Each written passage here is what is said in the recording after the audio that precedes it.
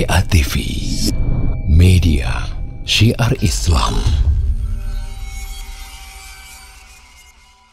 Afwan Ustaz, izin bertanya, bagaimana cara orang tua kita, khususnya ibu, membayar hutang puasa Ramadan di tahun lalu karena sakit? Apakah bisa membayar hutang puasa dengan cara lain, Ustaz?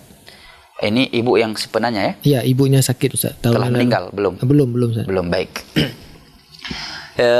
Membayar puasa untuk orang yang meninggalkannya karena udzur syar'i, yaitu sakit, dirinci kata para ulama. Apabila sakitnya itu adalah sakit yang sudah divonis oleh pihak medis dengan keilmuan yang Allah berikan kepada mereka, ya, adalah sakit yang daim, mustamir, yang akan terus menerus, ya, maka kewajiban dia adalah bayar fidyah.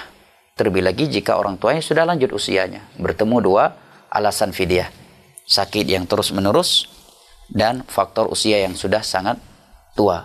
Maka kewajibannya adalah bayar fidyah, memberikan makan ya kepada fakir miskin sejumlah hari puasa yang ia tinggalkan. Boleh dia antarkan nasi bungkus, boleh dia masak ya.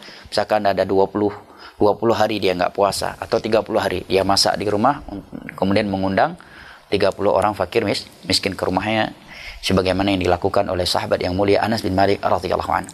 Adapun jika penyakit tersebut ada penyakit yang bukan terus menerus, penyakit yang bisa sembuh dan usia orang tua yang tersebut pun masih muda, maka kewajibannya adalah mengqadha.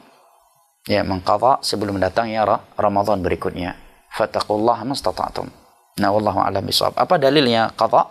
Adalah ayat dari dalam surah Al-Baqarah. Faman kana minkum maridan aw 'ala safarin fa'iddatun min ayamin akhar. Barang siapa yang tidak melakukan puasa Ramadan karena sakit atau safar, hendaknya dia membayarnya di waktu yang lain. Nah, wallahu a'lam bishawab, wal ilmu 'indallah.